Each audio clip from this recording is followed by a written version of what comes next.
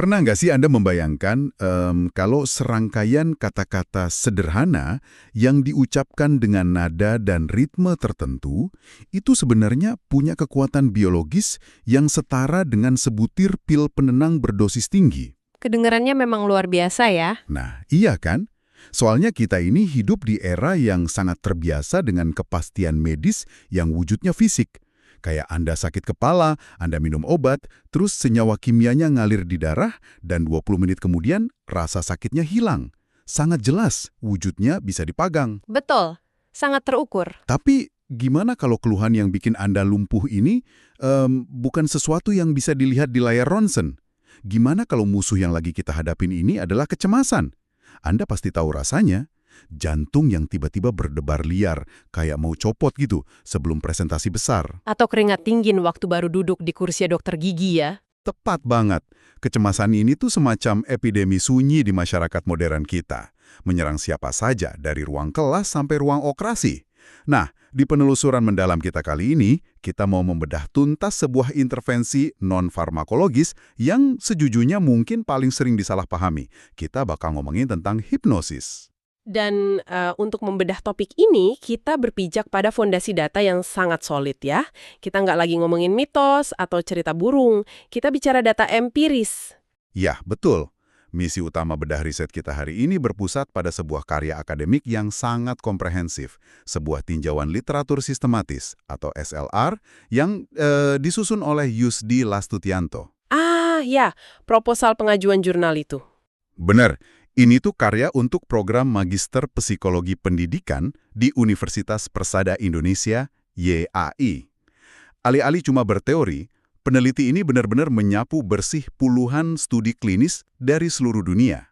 Tujuannya buat cari tahu secara objektif, apakah hipnosis ini memang punya bukti nyata buat meredakan kecemasan di dunia medis. Tapi sebelum kita masuk terlalu dalam, kita harus meruntuhkan dulu kerangka berpikir lama yang mungkin masih Anda, para pendengar, miliki. Kalau kita hubungkan ini dengan gambaran yang lebih besar, hipnosis klinis itu sama sekali nggak ada hubungannya dengan hiburan panggung. Oh, pastinya. Jadi lupakan soal pria berjas yang mengayun-ayunkan jam saku gitu ya. Tepat sekali. Atau acara TV di mana orang disuruh tidur, terus tiba-tiba bertingkah kayak ayam. Bukan itu. Dalam dunia medis dan psikoterapi modern, hipnosis adalah alat intervensi yang serius. Ini tuh teknik modifikasi kesadaran. Modifikasi kesadaran, oke. Ya, manipulasi fokus yang sangat presisi yang sekarang ini lagi diuji dengan sangat ketat oleh para ilmuwan saraf dan psikolog. Nah, itu tuh yang bikin saya penasaran banget. Mari kita bedah ini dari akarnya. Saya mencoba ngebayangin gimana ini bisa bekerja secara logis. Maksud saya, gimana mungkin kata-kata dari terapis bisa secara harfiah menghentikan respon panik di dalam tubuh kita? Itu pertanyaan yang sangat bagus, dan sains punya jawabannya. Kalau saya boleh pakai analogi ya, coba bayangin otak kita ini sebagai sebuah fasilitas berkeamanan tinggi. Apakah proses hipnosis ini ibarat kita berhasil masuk ke ruang kendali utama di otak kita? Menarik. Teruskan. Katakanlah, amigdala kita ini staf keamanan yang lagi panik, terus dia neken tombol alarm darurat karena ngelihat ancaman. Apakah hipnosis ini bekerja dengan cara kita sengaja masuk ke ruang kendali itu, nyabut kabel alarmnya, dan ganti layar monitor yang tadinya nayangin film horor jadi saluran pemandangan alam yang tenang? Wow, analogi ruang kendali itu sebenarnya sangat akurat. Di neuroscience, kita menyebut proses itu sebagai top-down processing. Di tinjauan literatur Yusdi Lastutianto ini, mekanisme itu dibahas lumayan detail. Top-down processing? Berarti dari atas ke bawah ya? Betul. Dalam kondisi normal, saat ancaman datang, misalnya Anda dengar suara bor gigi, otak Anda memprosesnya secara bottom-up. Stimulus masuk, langsung menghantam amigdala dan memicu reaksi emosional seketika. Tombol alarmnya ditarik duluan sebelum kita sempat mikir rasional, kan? Persis. Anda gemetar pengen lari, tapi hipnosis membalikkan arah komunikasi itu. Lewat proses top-down, area korteks prefrontal Anda yang ngurusin logika dan fokus mengambil alih kendali. Jadi dia ngebajak sistemnya, gitu. Bisa dibilang begitu. Lewat panduan hipnosis, otak Anda merestrukturisasi gimana Anda memaknai suara bor itu sejak awal, bahkan sebelum sinyal paniknya nyampe ke tubuh. Film horor di layar tadi dimatikan secara sengaja. Tunggu sebentar, ini detail yang krusial nih. Berarti ini bukan cuma sekedar kita duduk diam terus maksa diri merapal kalimat kayak saya tenang, saya berani, berulang-ulang kan? Oh, jelas bukan. Karena jujur aja kalau orang lagi panik, kalimat afirmasi positif kayak gitu seringnya nggak mempan sama sekali. Apakah hipnosis benar-benar memotong jalur biologisnya? Inilah sains membuktikannya. Riset terbaru menyoroti perubahan fisiologis yang nyata. Hipnosis terbukti secara harfiah meretas sistem saraf otonom Anda. Sistem saraf otonom, ini yang ngatur fungsi otomatis tubuh ya? Betul, mesin otomatisnya tubuh. Pas cemas datang, cabang sistem saraf simpatis Anda mengambil alih, mode fight or flight. Jantung mompa darah lebih cepat, produksi kortisol dan adrenalin melonjak. Dan hipnosis bisa menghentikan itu. Nah, yang dilakukan hipnosis, dan ini bisa diukur di lab ya, adalah secara paksa menekan pedal rem pada sistem saraf simpatis tadi. Wah, terus kalau remnya diinjak, ibarat mobil, dia pindah ke gigi yang beda. Tepat. Begitu sistem simpatis ditekan, hipnosis langsung mengaktifkan cabang yang berlawanan, yaitu sistem saraf parasimpatis. Mode rest and digest. Mode istirahat dan pemulihan kan? Benar banget. Jadi pas Anda di bawah hipnosis, Anda nggak cuma tersugesti untuk merasa tenang. Tubuh Anda secara objektif lagi diperintah ulang. Detak jantung melambat, tekanan darah turun. Otot-otot juga jadi rileks ya? Iya, ketegangan otot mencair dan produksi hormon stres berhenti. Ini bukan sekedar ilusi pikiran, ini realitas biologis. Gila, fakta bahwa ini bisa diukur pakai alat medis benar-benar ngubah cara pandang saya. Ini murni biologi. Tapi ini memicu pertanyaan lanjutan nih. Kalau mekanismenya seelegan itu, gimana dengan data dunia nyata? Apa dokter beneran mulai ninggalin obat kimia buat beralih ke hipnosis? Nah, kita lagi melihat pergeseran yang luar biasa di lapangan. Kalau kita cek tren data publikasi, sains modern lagi ngalamin semacam kebangkitan minat terhadap hipnosis. Iya, saya lihat grafik publikasi di SLR ini, datanya bikin kaget. Maksudnya, pencarian literatur ini mencatat studi hipnosis itu udah ada sejak 1946, pasca Perang Dunia Kedua. Betul, sudah sangat lama. Tapi berpuluh-puluh tahun grafiknya cuma merayap. Terus tiba-tiba, mulai sekitar tahun 2016, ada lonjakan masif. Grafiknya meroket.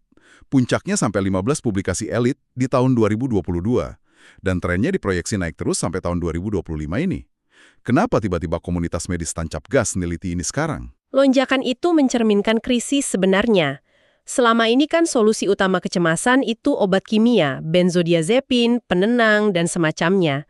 Tapi sekarang, komunitas medis global makin sadar soal bahaya ketergantungan dan efek samping jangka panjang obat-obat itu. Mereka butuh alternatif non-farmakologis yang kuat. Tepat. Tapi yang sangat menarik di sini adalah bagaimana Yusdi Lastutianto mengumpulkan literatur tersebut. Dia pakai metodologi yang namanya diagram prisma. Nah, ini dia. Tolong jelasin proses prisma ini pakai bahasa manusia ya. Soalnya waktu saya lihat diagram saringannya, saya nemuin sesuatu yang kayaknya anomali besar deh. Prosesnya brutal banget. Brutal itu kata yang pas banget. Coba bayangin Anda lagi menjaring ikan di lautan literatur sains yang paling elit. Peneliti ini mulai dari database Scopus, yang mana itu perpustakaan riset paling bergengsi. Oke, awalnya dia dapat 123 catatan penelitian kan? Benar, 123 studi awal. Terus dia pasang filter kualitas yang super ketat. Cuma nyari jurnal dari kuartil tertinggi yang relevan. Angka 123 itu menyusut drastis jadi 28 laporan aja yang dianggap layak. 28 studi elit dari Scopus. Terus? Nah, dari 28 itu, coba tebak, berapa yang akhirnya benar-benar lolos kriteria dan masuk ke analisis final? 0. Semuanya dibuang. Ini yang bikin saya melongo pas baca.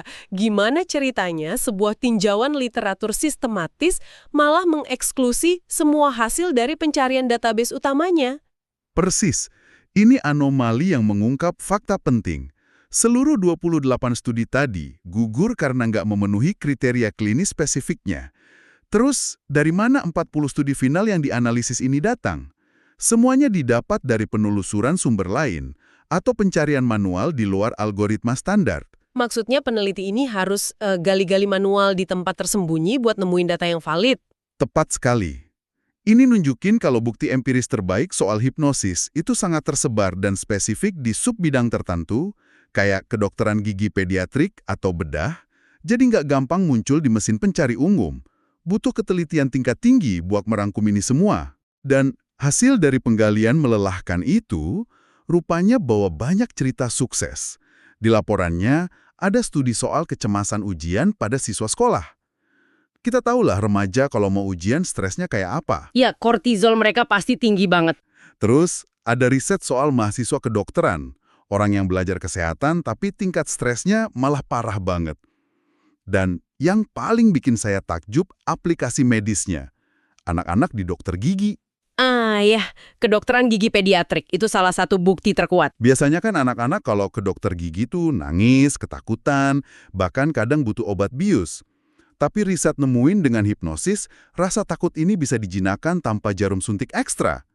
Ada juga pasien bedah urologi yang ditenangkan sebelum operasi. Ini kayak kunci universal ya. Kalau dari spektrum demografi, emang sangat luas. Dari anak kecil di kursi dokter gigi sampai pasien dewasa di ruang bedah. Tapi, disinilah hal ini jadi sangat menarik. Karena saya harus ngerem Anda dikit. Sebagai orang awam yang baca rentetan sukses ini, alarm di kepala saya malah bunyi. Skeptis ya? Banget. Ini kedengarannya terlalu sempurna. Kalau hipnosis itu murah, aman, dan seefektif ini, kenapa belum jadi standar wajib di mana-mana? Kenapa kalau saya ke dokter ngeluh susah tidur karena cemas, dokternya tetap ngasih resep obat tidur dan bukan ngeresepin 5 sesi hipnoterapi? Pertanyaan yang sangat valid. Pasti. Ada dong riset yang bilang hipnosis ini gagal. Jangan-jangan ini cuma efek placebo mahal buat orang-orang yang gampang disugesti. Itu pushback yang sangat rasional. Sains mewajibkan kita untuk ragu. Untungnya, tinjauan literatur ini objektif. Ada studi di dalam SLR ini yang belak-belakangan laporin kalau hipnosis gagal menghasilkan perbedaan signifikan dibanding kelompok kontrol yang cuma diajak ngobrol. Nah kan, jadi ada kegagalannya. Terus alasannya apa kalau bukan cuma sekedar placebo? Literatur bilang ini bukan masalah placebo, tapi soal heterogenitas metodologis. Inilah akar ketidakkonsistenannya. Bayangin Anda lagi muji obat penurun panas. Biar valid, semua rumah sakit harus ngasih pil dengan dosis sama, jam sama, takaran air sama kan? Ya jelas, itu standar uji klinis. Masalahnya, standarisasi kayak gitu nyaris nggak ada di penelitian hipnosis. Tiap terapis pakai pendekatannya sendiri. Satu eksperimen pakai hipnosis percakapan santai 10 menit, eksperimen lain ngajarin pasien self-hipnosis selama berminggu-minggu. Oh, formatnya beda-beda banget ya? Sangat beda. Jadi pas suatu studi dibilang gagal, pertanyaannya, hipnosisnya yang nggak jalan, atau dosis dan metodenya yang nggak cocok buat pasien tersebut? Masuk akal. Ini bukan obat generik yang one size fits all. Dan saya rasa faktor individunya juga sangat ngaruh kan? 100%. Itu namanya faktor moderator. Pertama, tingkat sugestibilitas individu. Otak orang beda-beda ngerespon sugesti. Dan yang kedua, ini yang krusial, aliansi terapeutik. Hubungan antara pasien dan terapis. Betul, rasa percaya. Amigdala Anda nggak bakal berhenti neken tombol alarm kalau Anda nggak merasa aman sama suara terapisnya. Anda nggak bisa ngehipnosis orang yang secara sadar menolak. Berarti implikasinya buat pendengar kita yang mau nyoba hipnoterapi itu besar banget. Berdasarkan data ini, Anda nggak bisa sekedar milik klinik di internet, datang, duduk, dan ngarepin keajaiban dalam 10 menit. Nggak semudah itu sayangnya. Semuanya bergantung pada seberapa cocok metode terapisnya dan seberapa besar rasa percaya yang terbangun ya. Ini kerjasama, bukan tindakan pasif. Jadi kesimpulannya bukan hipnosis itu nggak berfungsi. Secara biologis, dia berfungsi. Pertanyaan besarnya sekarang, gimana kita merancang protokol yang bisa memprediksi metode apa yang pas buat tiap orang? Dan jawabannya mungkin dengan tidak membiarkan hipnosis bekerja sendirian. Maksudnya digabung dengan terapi lain. Tapi, tunggu, kalau terapinya udah terbukti jalan, ngapain ditambah hipnosis segala? Nah, disitulah kejutannya. Literatur ini menyoroti bahwa hipnosis bertindak sebagai katalisator yang luar biasa. Banyak studi membuktikan kalau hipnosis diintegrasikan dengan Cognitive Behavioral Therapy atau CBT, hasilnya jauh lebih superior ketimbang CBT berdiri sendiri. Oke, mari kita coba pahami dinamikanya. Buat Anda yang belum familiar, CBT itu tuh standar emas buat nanganin kecemasan. Terapi ini nuntut kita buat sadar, ngidentifikasi pikiran negatif, terus secara aktif mubah pikiran itu. Capek loh ini. Memang, itu kerja keras mental. Jadi, kalau boleh pakai analogi lagi nih, kalau CBT itu ibarat rutinitas angkat beban yang berat di gym buat ngebentuk otot mental kita, apakah hipnosis ini ibarat suplemen pre-workout-nya?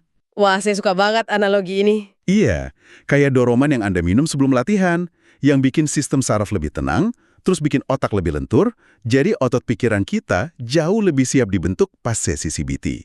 Sangat presisi. CBT itu butuh usaha kognitif yang intens. Hambatan terbesarnya adalah pasien datang ke sesi CBT itu udah dalam keadaan cemas tingkat tinggi. Tembok pertahanan mereka tebal. Susah mikir rasional kalau jantung lagi deg-degan kan? Betul. Gimana mau mikir logis kalau merasa terancam? Nah, hipnosis sebagai pre-workout ini ngeruntuhin tembok itu. Dia memotong jalur, ngebuka pikiran ke kondisi yang reseptif, jadi CBT bisa bekerja lebih cepat dan hasilnya lebih awet. Keren banget sinerginya. Dan rupanya revolusi hipnosis ini nggak berhenti di sofa psikolog aja. SLR ini juga nyinggung penggabungan teknologi yang futuristik banget. Virtual reality atau VR. Ah ya, arah masa depan studinya mengarah ke sana, mengganti panduan suara tradisional dengan imersi visual VR. Coba bayangin, Anda lagi di ruang tunggu operasi. Lampu rumah sakitnya nyorot terang, bau antiseptik, suara monitor bip-bip, semua bikin stres. Terus, perawat masangin headset VR di kepala Anda. Dan tiba-tiba ruang rawat yang dingin itu hilang. Iya, Anda tiba-tiba secara visual ada di hutan yang tenang, lihat cahaya matahari lewat selah daun, dan ada algoritma presisi yang ngebimbing napas Anda sinkron sama pemandangan alam itu. Teknologi yang ngambil alih tugas ngeblokir realitas fisik Anda. Dan imersi sensoris semacam itu secara dramatis mempercepat otak masuk ke gelombang yang lebih lambat. Mengaktifkan sistem parasimpatis tadi secara efisien. Literatur ini bahkan mencatat penggunaan kecerdasan buatan, jaringan saraf tiruan, buat menganalisis kognisi pasien secara real-time. Gila, jadi masa depannya bukan pakai pendulum jadul lagi ya, tapi algoritma dan sensor. Benar, kombinasi harmonis neurologi manusia dengan teknologi modern. Oke, dari membedah sistem amigdala sampai masuk ke hutan virtual, jadi apa arti dari semua ini buat kita? Kalau kita tarik kesimpulan dari kerja keras Yusdi Lastutianto meninjau semua literatur klinis ini. Hipnosis jelas bukan trik sulap. Ini adalah alat intervensi mind-body non-farmakologis yang sangat bertenaga dan terbukti meredakan biologi kecemasan Anda. Meskipun para ilmuwan masih punya PR besar menstandardisasi metodenya biar nggak inkonsisten. Betul, tapi bagi Anda yang mendengarkan, ini bukan cuma info akademis. Kita hidup di era di mana kita dihujani stres, berita buruk di HP, tekanan kerja terus-menerus. Dan memiliki pemahaman tentang self-hypnosis memberi Anda fleksibilitas yang luar biasa. Anda menyadari kalau Anda bisa ambil kendali atas respons otomatis tubuh Anda sendiri, kapan saja. Sebuah tuas kendali yang nyata. Nah, saya mau ninggalin Anda dengan sebuah pemikiran provokatif nih. Berdasarkan semua sains yang kita obrolin ini, kalau otak Anda itu ibaratnya sebuah komputer super canggih yang kebetulan rentan kena virus kecemasan berlebih, apakah dengan menguasai hipnosis, entah secara mandiri atau pakai VR nanti, berarti Anda akhirnya memegang password admin untuk nulis ulang kode software mental Anda sendiri? Pertanyaan yang sangat menarik untuk direnungkan. Pikirkanlah hal itu, dan cobalah mulai ambil alih ruang kendali Anda sendiri. Sampai jumpa di penelusuran mendalam kita berikutnya.